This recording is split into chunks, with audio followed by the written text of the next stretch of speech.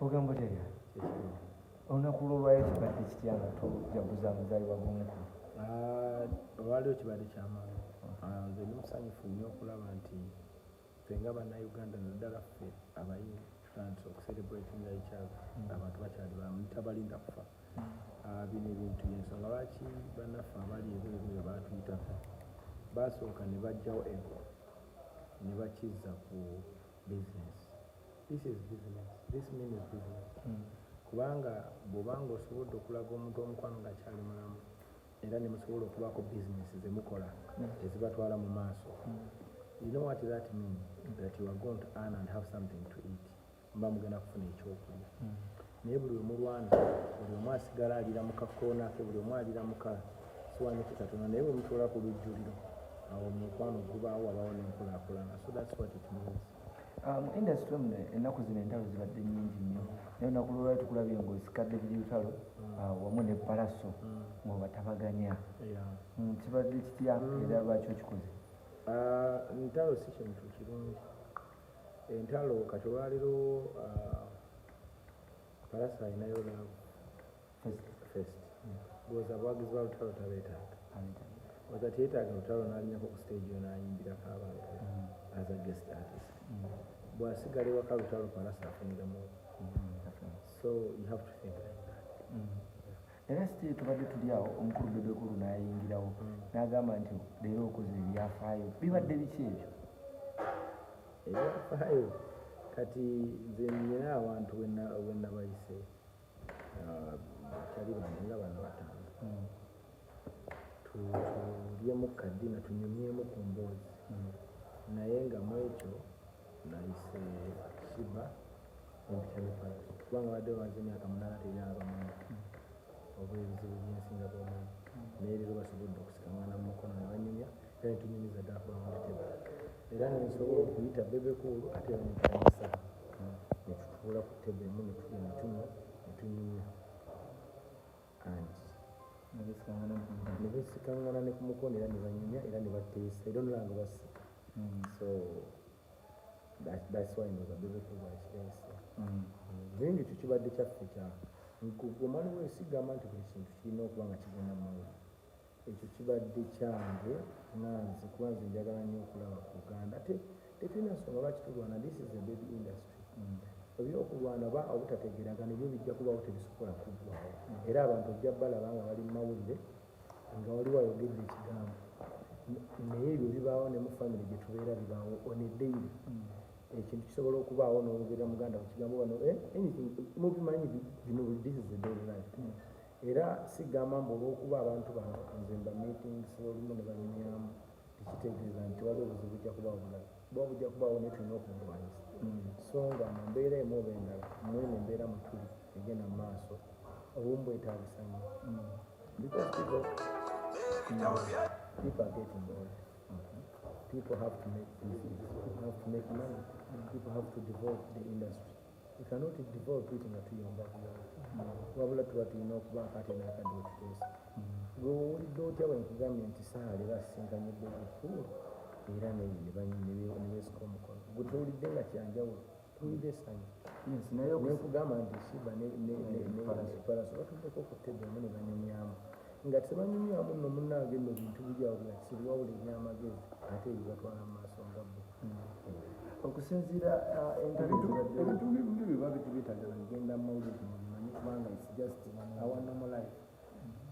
Ebagamba nti bebe byakikonyeeko naye nga saagala embuuza temkoleki but it was that simple. Naye nga okusinziira nga wobalabye oba meetingsizza enkolagana ezzeewo kubanga omukulu King Saani abadde mukambwe nnyo for years and years.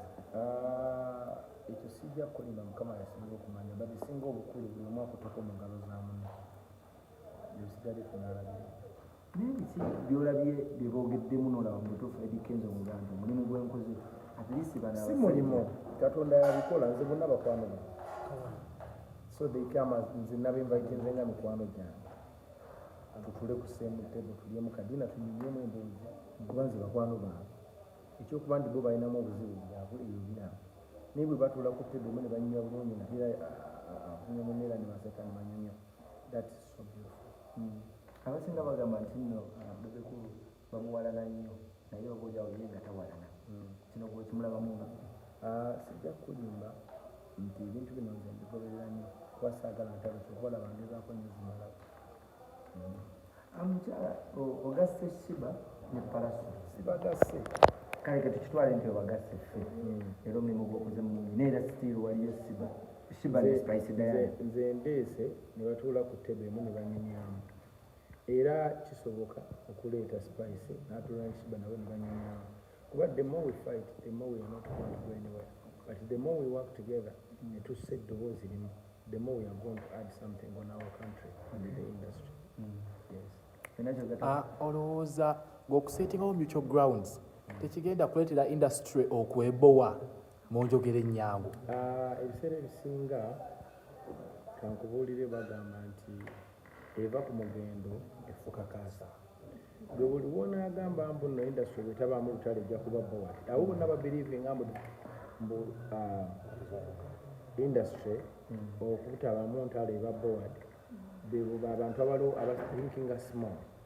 Those are small thinkers. Abantu bonna abalowooza business, they believe in unity, they believe in work together so that they can make money. Bwekubamu akafaananyi nga Spice ali ku tour ne Shiba, how much money can they make? Kati bwe balwana bafuniramu. Abamu baagala kuba nti nosigala mu mawulire. Okusigala mu mawulire ate kikinga olimaavu. Anti abamu bagala nti okubeera mu mawulire nga olimaavu nawo kyo mu nsi eno buli muntu yenna alwana kubaako bulungi. Ekitegeera entalo tezirina bulungi buzireeta. Omuntu ne bw'anaabeera relevant atya mu mawulire ekyo tekitegeeza mbu nno afunye ssente. At least why don't you make money? You make money. When you make money then you are good because you have secured your future. Abaana n'abazzukulu. But bwemuwaana era byemubanyi biba bya wiiki bbiri then ate ne musigala mu situation eteeyagaza. Okay. Kwaniza nnyo kwanika kalakata ensibuko y'amazima obwenkanya kansuubire oli bulungi seeka. Naye okakasanga anikati kalakata eriko obwenkanya. Anti ensonga lwaki tuleeta buli omu naawe endowooza ye bwe bwenkanya kutandikira naye ekisooka mu byonna tewaba kwetonda tewaba kuwannaanya tewaba kusosola mu buli kimu. Lwaki oba teweetonda naawe? Obulamu kugamba butya? Kati nze njogere nange teweetonda gamba weetonda. Anikati kalakata yanakola gati. obulamu bulaba tubadde ku birthday ya Jose Chameleone. What is your take upon Jose Chameleone, your honest view about Chameleone? Honestly speaking, me, I love Chameleone and I love everything before me. When time would be, remember ekintu ky'enjeka industry zonna ezatuyitako ziri bumu. Bw'otunuulira Abanigeria bayimba bulungi, olaba olumba ne tumala, bw'otunuulira Abafeeva, they have basic, they have collaborated. When they collaborate, they bring the funds together. But when they bring funds together, they get numbers, they make money. Okitegeera? Kati bw'otunuulira Abamerica, nabo bwe bakola, they come together. Nobalaba nga celebrating each other. Zino video ziri online. Abamerica bw'obala almost yayimbeko ne munne. That means they sing together. They bring the two audiences together. They make money. Okonye ku statement kyengezako okugamba nti abantu be tulaba nga celebrating the Chameleone kitegeeza mu kwaka abawagizi ba Chameleone bonna basanyufu ffenna kubalenya. That's so beautiful. okonye ku statement nti ogasse leero abayimbi ne Bebe yasoose ogikoonako tugenda takolinga beat by beat tugenda sooka y'abasajja King Saha Bebe Cool kiki ekyakuviiriddeko okulaba nti basaanye basisinkane era wakikoze otya?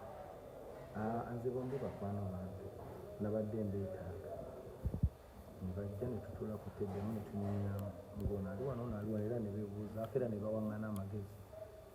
Reaction yabadde etya ng'ogambye Saha ogenda sisinkana Bebe era ne Bebe nti ogenda sisinkana Saha amukonjedde okumala ebbanga ddene n'amukubamu ne music? It wasn't easy. Era buli omu yambuuziza gundi gyali nti gyali awo tuba kitya nti kijja kuba yatulaga.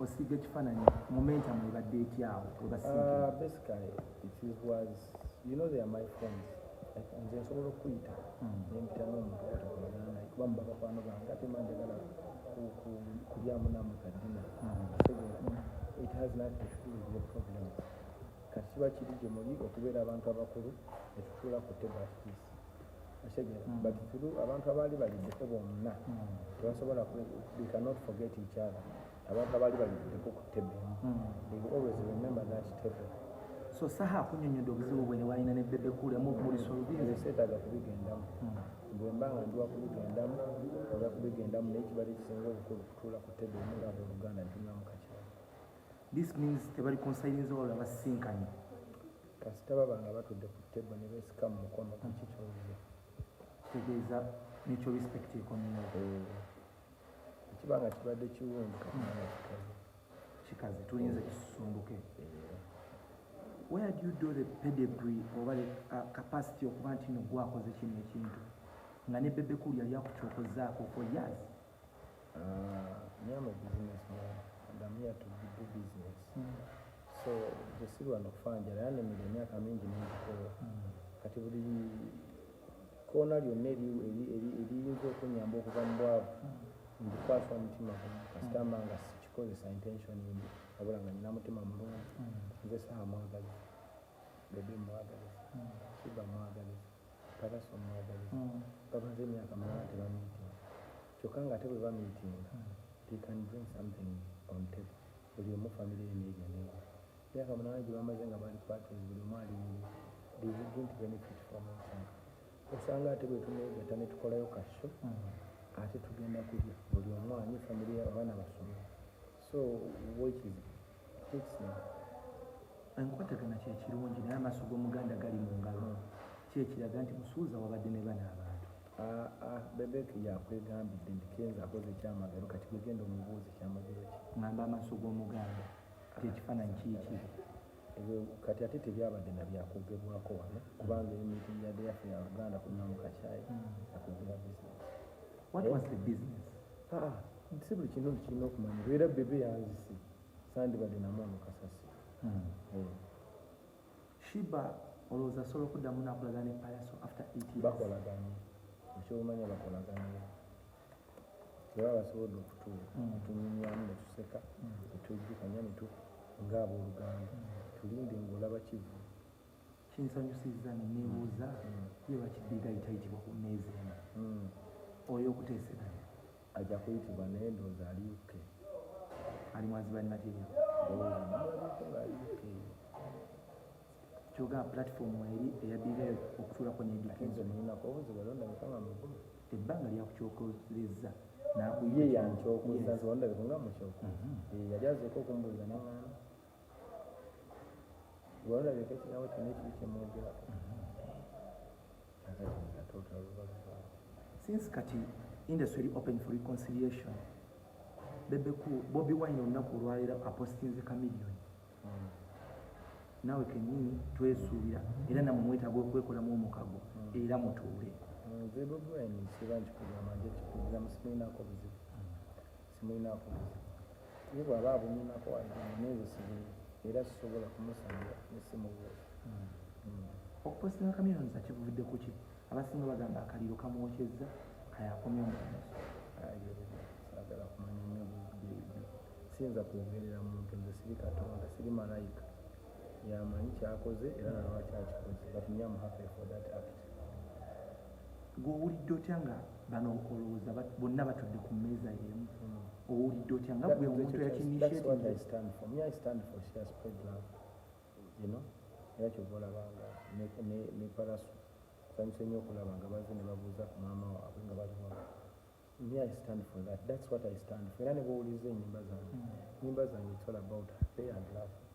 Nze siddaawo nnyo okuyimba nnyimba zinaakaabya abantu nti banange ebizibu bitumalawo tugenda kufa. I don't belong to that category. I'm a vibe man. Era buli wondabira manyi omusanyusa nze ndi musanyusa, so I love to see happiness. Nenkubuuza Shiba ne Spice bayimiridde batya ku ludda lwe ofuuse omukwanaganya simanyi tolinayo enteekateeka yabwe yonna mukama baana abasazi ekirowoozo kino wakijjeewa oba oludde nakyo bbanga? Nze nkubye nti bali bakwano bange bwe mbanga mbeetaaga kati nkola nte kati kagwe kitwale nti bonna bakwano bo beetaaga okulota buli omu muyitako omulabira mu nsonda ye ate otawo toba mulamu bw'oba obeetaaga bakwano bo olina okubagatta wadde balina ebizibu byabwe gwolina okuba mukwano gwabwe nze mba mukwano gwo nga noli mukwano gwabwe wendaba nga nsobola okuteekawo embeera omusobola okunyumyamu lwaki mba sibinvaitinga nemunyumyamu gweyagala olabega mukwano bo obi ate basikamana. At some point nawe olina abakunyiza oba abakunyigira bo obasaba ebisonyiwo? Ebiseera ebisinga nze siwana abantu. I have no beef with people. Mind my business, and whatever people have with me, it's none of my business. Their problem. Because me, I don't have a problem with you. When you have a problem with me, it has anything to do with me. You understand? Until I have a problem with you, then it has anything to do with me. Never banga bwanyi nako obuzi nazisibu kuyinako then ebiba bizibu byose byange. Kino kirekawa industry entalo nga zibadde zitambuza industry ne music ng'afubutuka. Entalo zitambuza industry kwaba abalowoleza okumpi nga baagala kusekamu naye abaagala okuzimba era n'okukola ssente babirivingira mu unity. Mukama Katonda yennyini akugamba nti agali awamu wali owuliddeko Mukama ng'akugamba nti nno divided we go up or divided we fall. So if you really think big you cannot celebrate wars. But this is at some point Spice yasinkanako Shiba era ne falling out. Bano bonna basinkanye parties bbiri Palaso Shiba. Saha Bebe kyogamba tetulabako mbeera yeemu yevoola. Entalo teziyinza kuggwawo kuba nammwe abazipromoting nga mutaddemu amaanyi era mukola n'amaanyi okola nti zibaawo mukole. That is the truth. That is the bitter truth. You, the media, you cannot work without wars. So you have to make sure that it is. But sibanenya because unama mulina okukola. Kati kiri gye tuli ffe be mwawukanye okulaba nti twawukana mu magezi. Musigala nga muli happy nga naffe tugenze mu maaso. Oba nkuteekeko personal. Oba osinkanyiza Palaso ne bali bonna. This is personal. Lwaki tosinkana kulwemanya makula? Ate nze nnyako obuzibu gwe tewandabanga nze n'amaaso bw'aba asobola okukwata omwana n'amumpa mbeereko naye kiba kitegeeza nti ekifaananyi kikyolaba.